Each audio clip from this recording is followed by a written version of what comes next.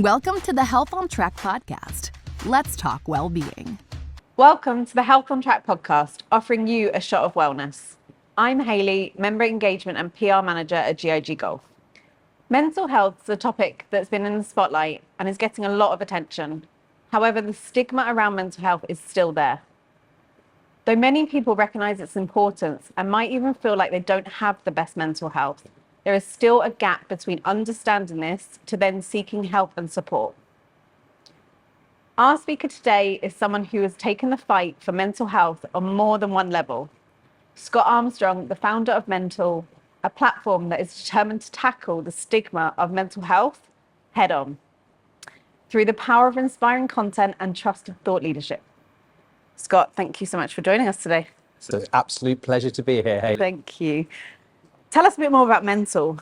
How was it created? Where did it come from? And what is it? mentl is a platform that tries to tackle the stigma of mental health. And we just try to sort of normalize the conversation, start asking questions about our mental health. Where did it come from? I was a journalist. We knew each other from former life, basically all my life since I was 16 years old. So I was a storyteller. Grew up in a very toxic profession, but I think it was the death of my father about 5 years ago now. Strongest guy I know, typical 1970s British dad, didn't talk about his feelings, and we lost him to depression. And when it hit, we lost him in literally about 3 months, and he couldn't talk about the fact that he was actually struggling with depression. And it was only actually months later after his death that it kind of came out that he was actually had been diagnosed with depression and was struggling. And he couldn't talk about his feelings. And it was kind of like this whole, I remember looking down at him in his open casket and going, and I'm talking to myself really, not to him, going, we never talk about our feelings. Why couldn't you talk to me about it? And me kind of realizing that I wasn't talking to myself about how I was doing. So that's kind of where the concept, just like, that rang a bell inside me. And then it was one of those things that when you see it, you can't unsee it. And I began to see it everywhere. I began to see it in workplaces. I began to see the impact of toxic leadership, began to see the impact of, say, my leadership when I first got into leadership as well, and being very reflective about that. Seeing it in my daughter's generation, we've both got kids and they're growing in a really noisy world. So we kind of wanted to just move the needle on the conversation and go, do you know what? We're not okay. This state of affairs isn't okay, and we need to kind of challenge that. And then the more we kind of looked at it as well as like the positive side of this, like the rewards, both from a personal perspective, but also from a professional perspective. It's like, why are we not doing this? It seems like a complete no-brainer, if that's a pun you can make in a conversation about mental health. Yeah. So mentl was born. It primarily started out as a content platform. So I would do my podcast, The Mental Space.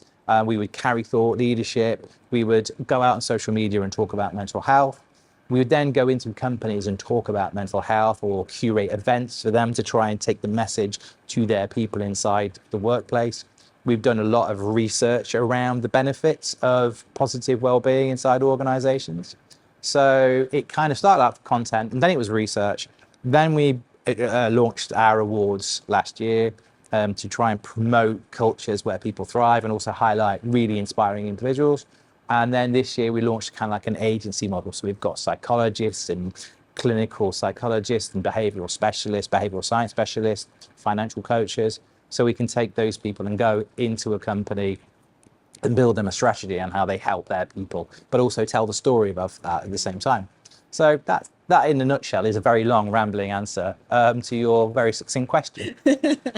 No, I think it's amazing how it's kind of evolved from kind of what you thought it was going to be to now kind of workplace, and you're kind of touching all different elements in. Well, we're going to spend a third of our life in the office. So I think 40,000 hours was one calculation I saw. I did not know that. That's a hefty not wishing amount. to bring you down. No. So yeah, it's kind of like, it's the place where we felt we could make the most impact to start with. You spend most time at work, like more time at work than you do at home. Yeah. And that work-life balance, when you talk about work-life balance, there's a bit of a myth these days because it kind of blends. And I've seen it personally, and we see it, in society. What happens at work, you bring into the home, and what happens at home, you bring into the work. So all integrates. Yeah. So we touched on stigma. What do you believe the stigma around mental health is, and is it still there?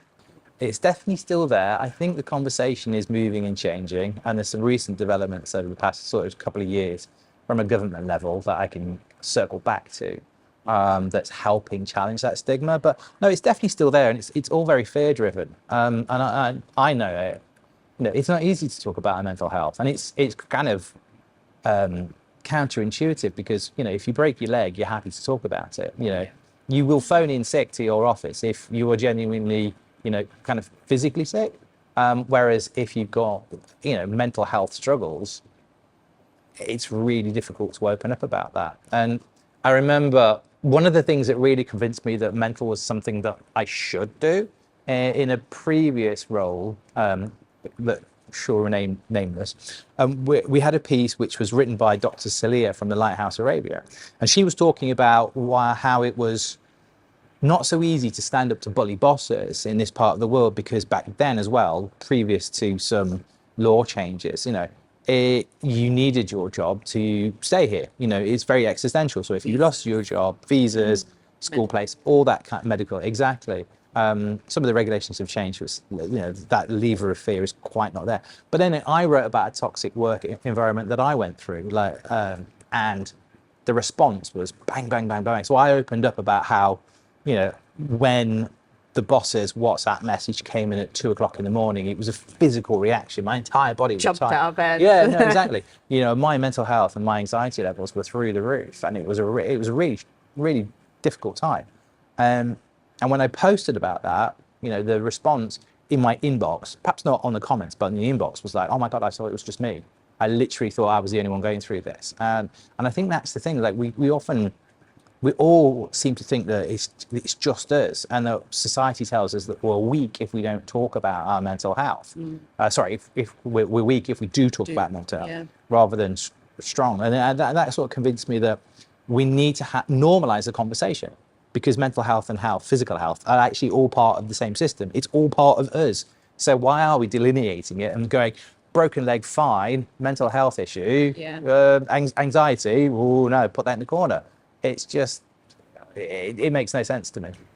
It's really hard to diagnose as well, isn't it? So, like you said, from a speaking about it, how does someone kind of understand that what they're going through right now isn't just a phase, and actually it's a long-term illness that they've got, and they need professional help? Or if it's just, I mean, anxiety is something that people go through on a daily basis. You're anxious before a meeting, you're anxious before meeting with your husband and having a serious conversation, for instance. But it is very different when you have to try and kind of open up and say, no, I actually think this is a long-term thing. Yeah. And for people around you to actually recognize it and say, oh, actually, I understand what you're going through. And I think that's the toughest thing.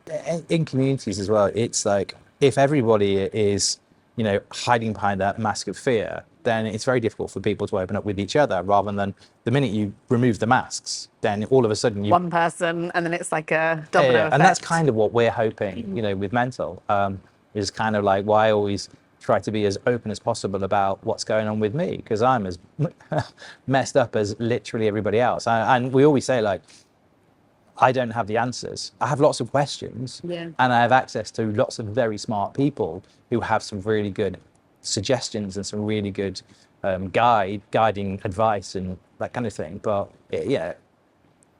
it's an individual path for all of us. It's like, what does mental health, you know, on my podcast, we always ask a question, which is, what does mental health mean to you? To each guest. And 53 guests that we've done, 53 episodes, every guest's definition of mental health and what it means to them is different. Yeah. All very similar, but all very personal and unique. And I think that's great what you just mentioned, that not that you're completely messed up, but that you're admitting to that. I kind of am. But you're actually Armstrong. You're admitting to that. You're saying, actually, okay, I understand that I've got this platform and it's to help people, but I'm not here to say that I'm a guru, I'm an expert, totally not. And I have no mental health issues, because, like you said, I think everyone actually Wouldn't does that be nice? Wouldn't it be lovely? No, and it's funny because I don't know if I'd describe it as funny, but the more I go down this journey, the more, I have recognized things that have happened in my life. And another thing that I How think, they're affecting you. yeah, and I think another thing that forces a lot of people to kind of hide in the darkness is shame. Shame is incredibly corrosive. And it's something that I never actually went into therapy before I started this job, and I've actually gone into therapy. And I have discovered how shame has, all the way through my life showed up over and over again. And it's like going, well, and where it tracks back to is that as a 7-year-old kid, I was abused at school by my school teacher and never able to tell my parents about it. Yeah.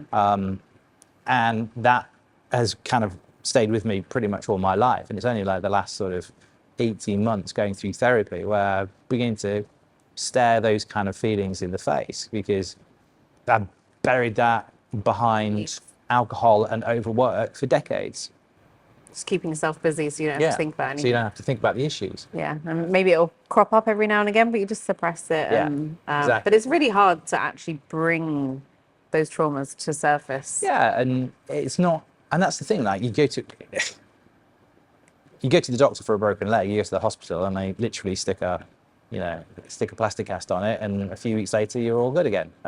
It's visual when you can see it. Yeah. And it's... Whereas the mental health issues, it's tough, it's hard, and even therapy, like people have to come to therapy when the time is right for them, understanding that actually this is not just going to be one session and you come out and you're a whole new person.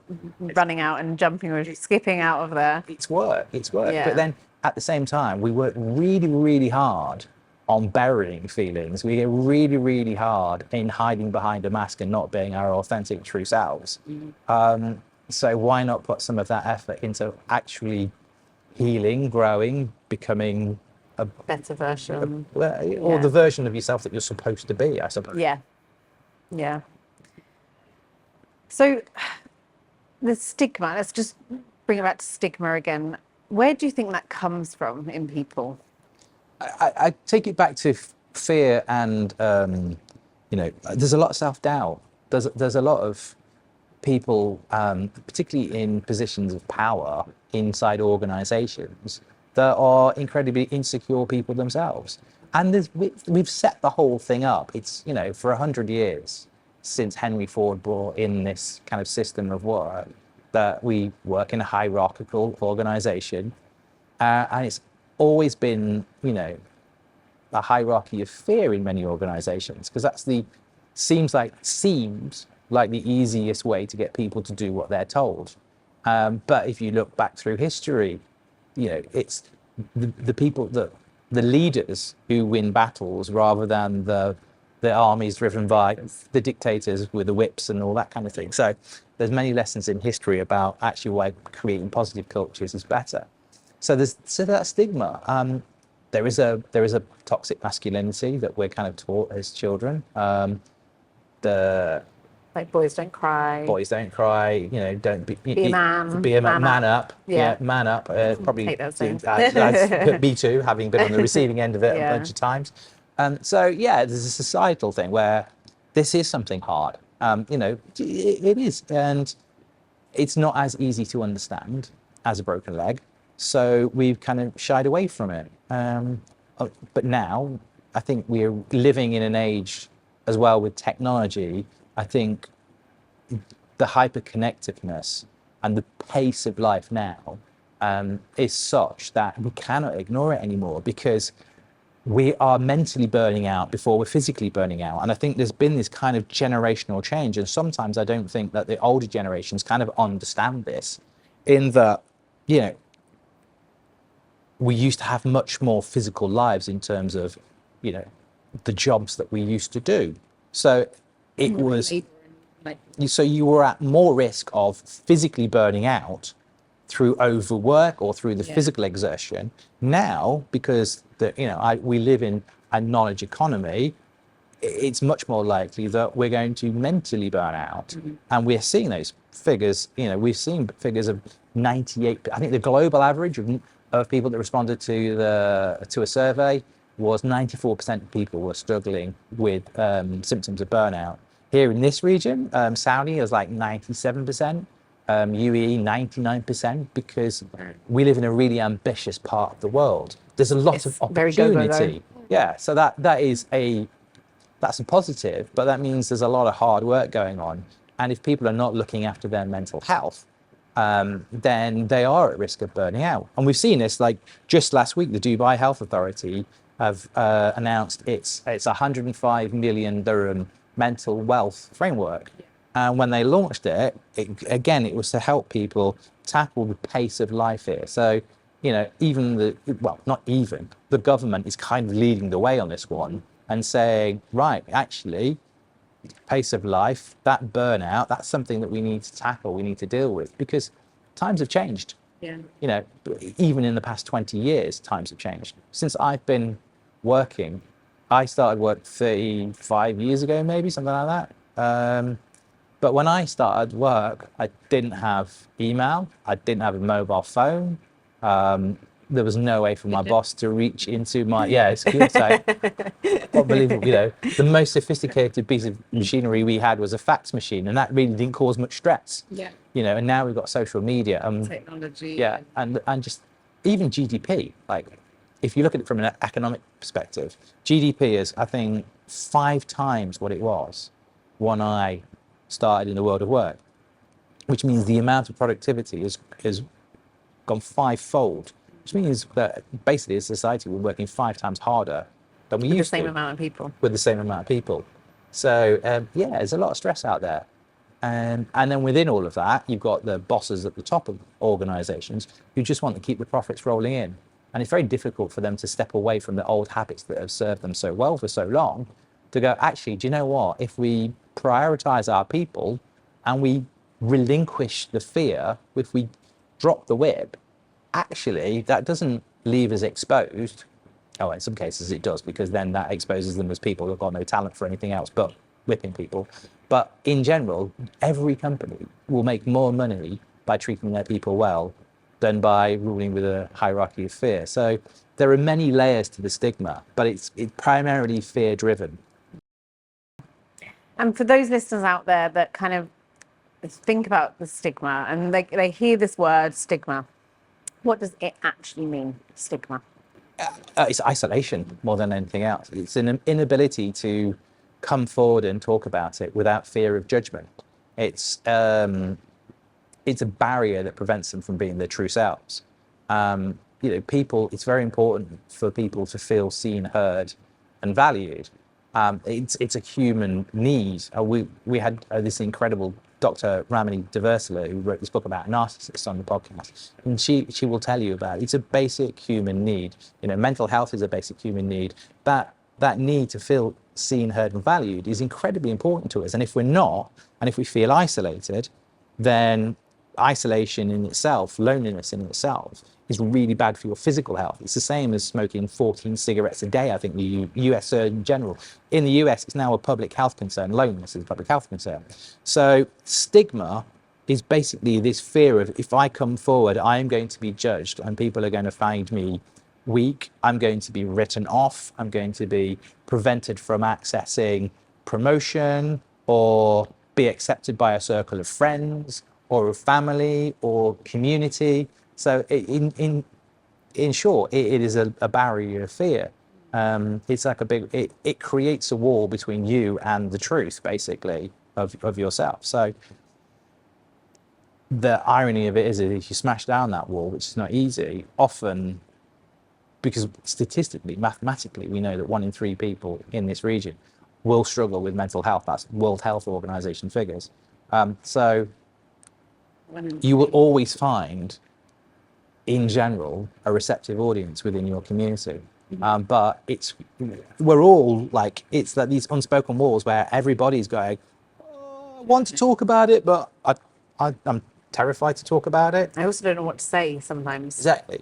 Because I don't actually know what I'm feeling. I And remember a lot of isn't people that would say, like, how do you feel about Yeah. that? Oh, I don't know. Yeah. I think that's where a professional comes in to help you Yeah. pull that out. Because There's a lot of information out there right now as well, and that's why we try to work with sort of kind of trusted, credible, clinically and that's why I don't try and say I'm any kind of a guru, but just basically say, look, I'm as messed up as everybody else. So but ask the questions and then go and seek help. We worked with an amazing psychologist and an amazing clinic, the Free Spirit Collective, to kind of develop a tool, and I watched them use it, and it gives you a score about your what your mental health or state of mental health is in any given day. We took it down to a conference, and we had about nearly 200 people use the tool at this conference, at the Abu Dhabi Global Health Group, and 80% of them were struggling.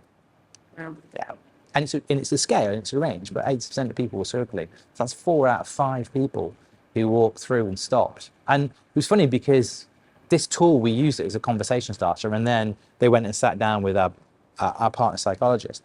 But when they saw their score, the psychologist would always ask them, go, is that score a surprise to you? And they were like, no, not so much.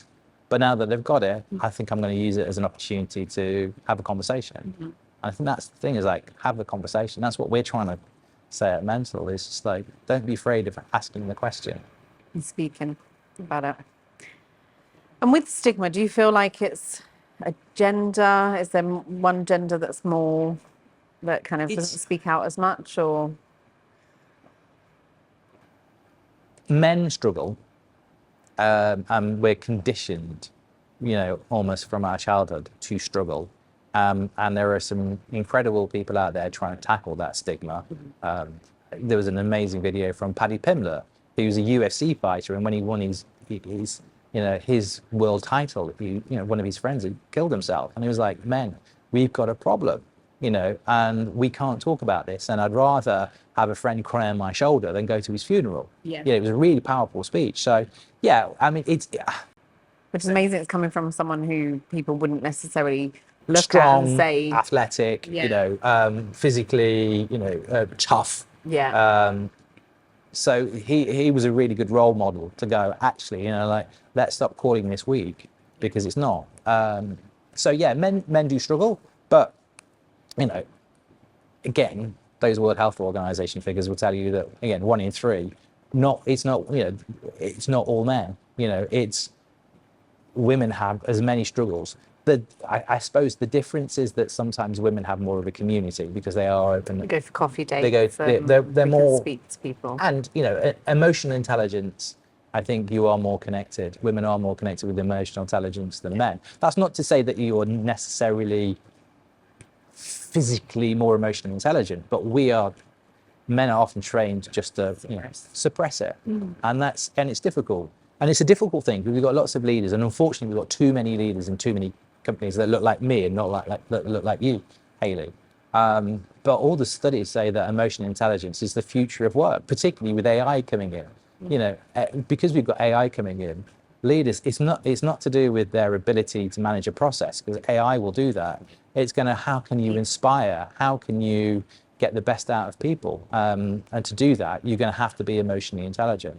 So stigma-wise, yeah, I think it is a bit harder for men to come forward, but at the same time, that stigma still holds women back as well, because, if you're a woman and you're talking about mental health, what does that mean for your promotion opportunities inside a company, which were already challenged by the patriarchy anyway?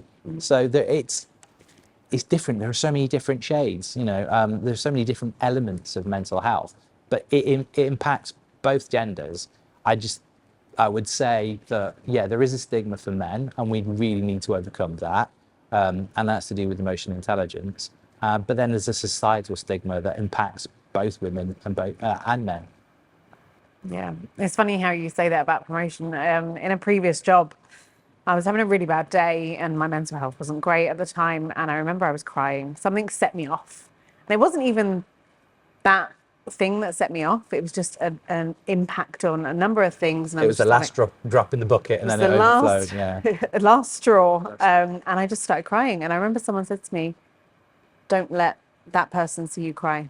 And I thought, wow, I'm sat here crying. Like I didn't deliberately sit here. I'm not doing it for attention. I really am struggling right now. Yes. I got up, went to the bathroom, and what went through my head was, okay, they're going to see me as weak. They're now going to see me as I can't handle my job. They're going to put that with my work. They're going to think that it's based on my work now. And it wasn't at all. It was just there was a lot going on.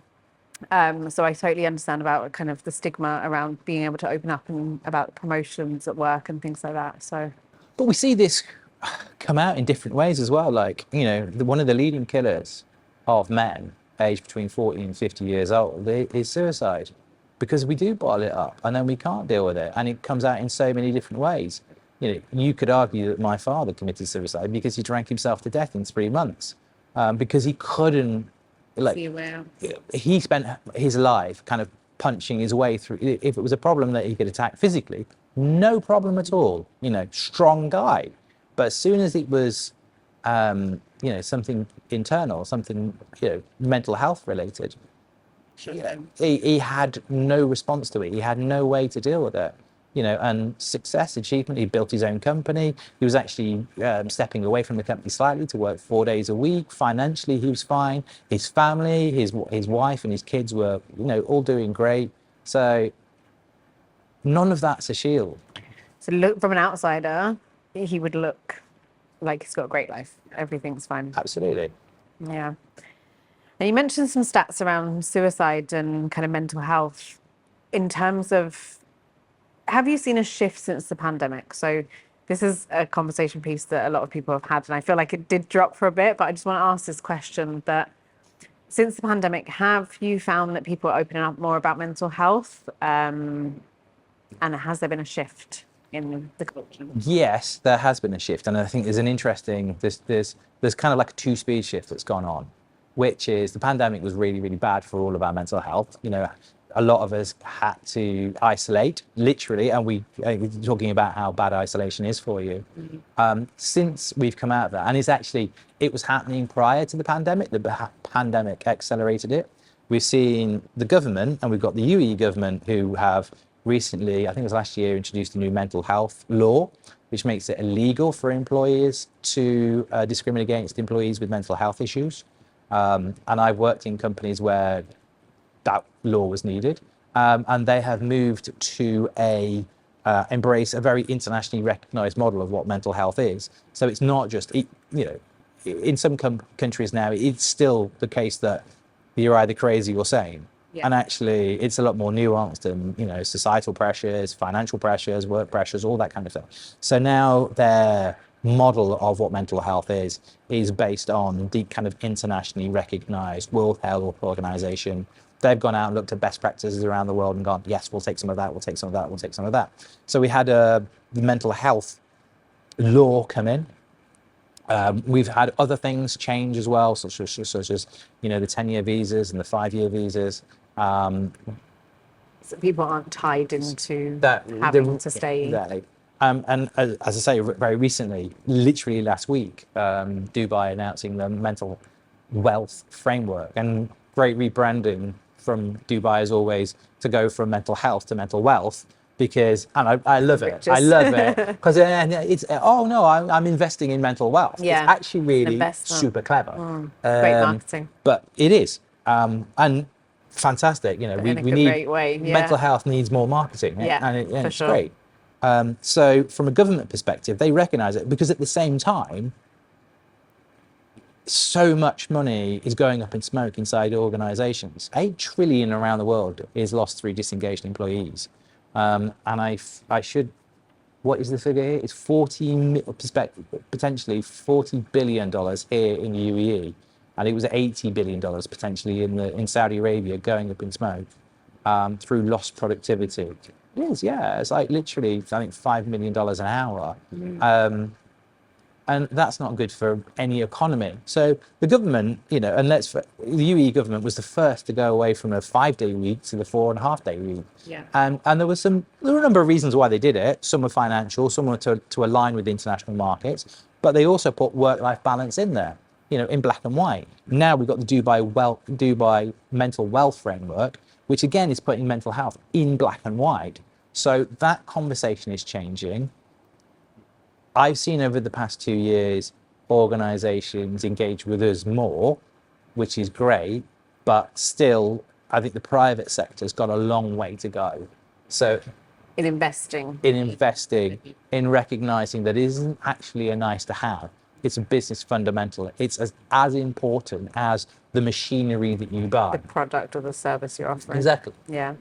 So yeah, it's changing, but the government leading the way, private sector, and I've talked to people in the government, and they basically will turn around and say, look, this is happening. There's not a direction of travel now, it's the destination. Mental health, mental wealth is where we're heading.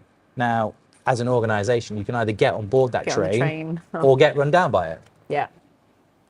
Do you love that saying? So we spoke a lot about stigma, and we spoke a lot about how that, what it is, how it's affected.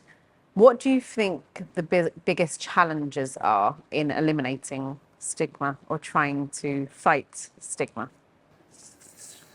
Again, it is. Well, you are doing your part right now in challenging that stigma by having that conversation, and thank you for giving mental health a platform.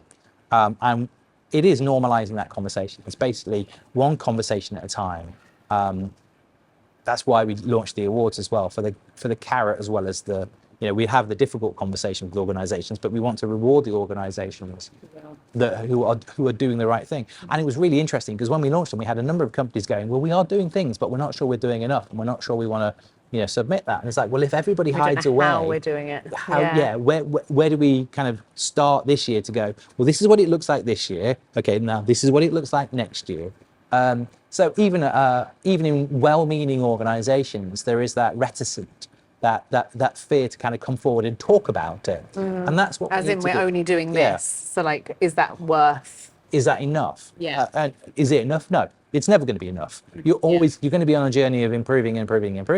But is that good?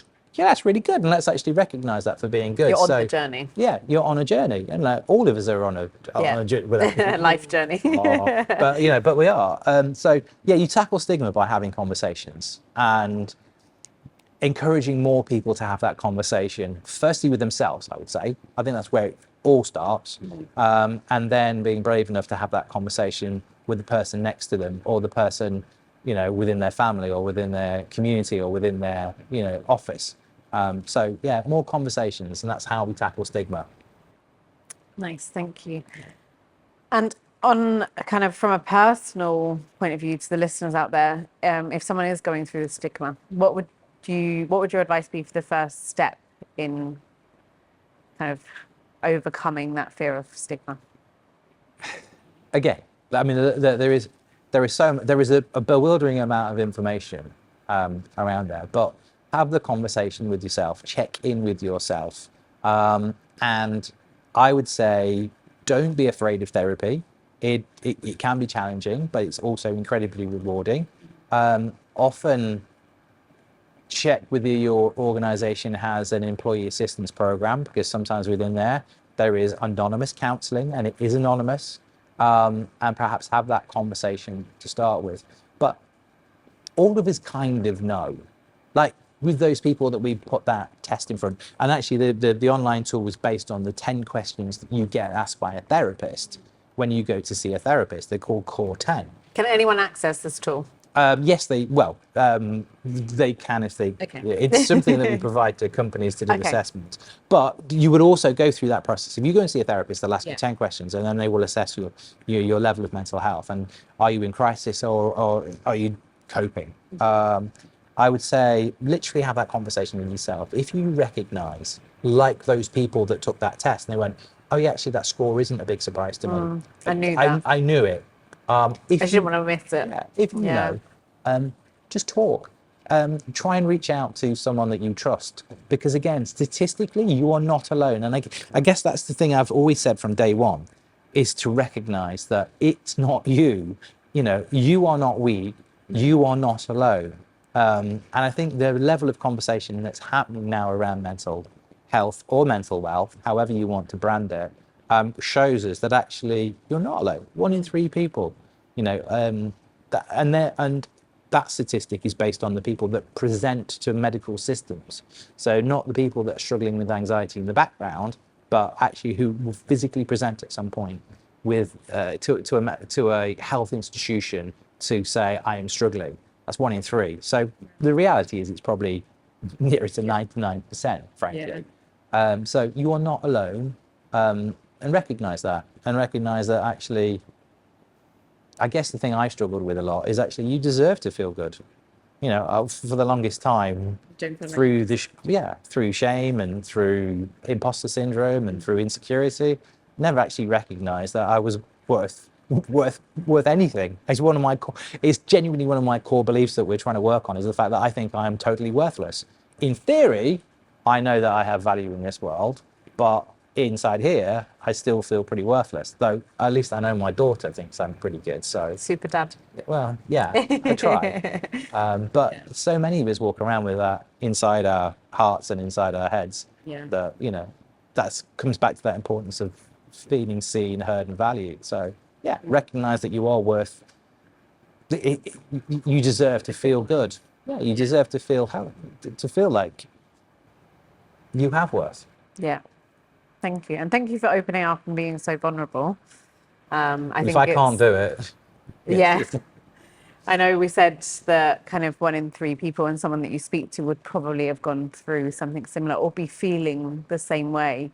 From a personal point of view, similar things, some trauma from my childhood. And I thought I was the only one, and it was the most terrible thing that's ever happened to anyone.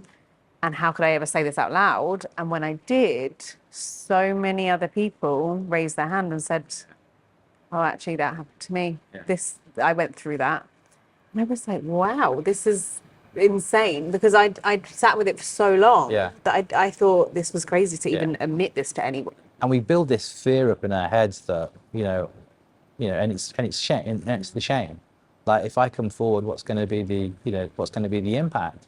And the minute you do, it's like, oh God, well, exactly. The weight off. I've got so many friends right now who are kind of my age, who are who have been diagnosed with ADHD, and we're seeing the levels of ADHD rise globally. And they haven't known until now. And they haven't known. They've always kind of suspected something, they haven't known. And like, rather than it being a label that they, when they went, they're slightly apprehensive. Oh no, I'm going to be labelled with ADHD. And in fact, when they got the diagnosis, their experience has been incredibly freeing, because then they go, understand it. Of course, and then it's this and to this that, and this, and then they can put practices and develop ways of working that turn what could be a challenge into a superpower. Instead of thinking, I remember I went through a stage where I just thought, I'm just a bad person, and this is me. This is just who I am.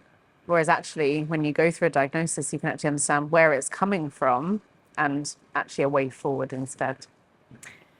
We're sadly out of time. Can you give your top 3? I can speak about this all day, then, just as you could. Can you give your top 3 tips for our listeners out there on the stigma around mental health? Talk, and talk. Talk. I mean, that's literally. Talk, and talk. Talk to yourself, talk to your family, talk to your community. But yeah, talk to yourself to start with. Just open up the conversation. Thank you so much, and thank you for everything that Mental's doing, and I wish you the best of luck on the journey thank you. For the fight against stigma. Like everyone else. Thank you for again, like I say, thank you for having the conversation. You're welcome. Thank you. So for our next episode, we're discussing a topic that is one of the most common stressors: money and budgeting. As you probably know, we're available on both YouTube, Spotify, Apple Podcast, Angami, and Amazon Music. Stay well and keep thriving.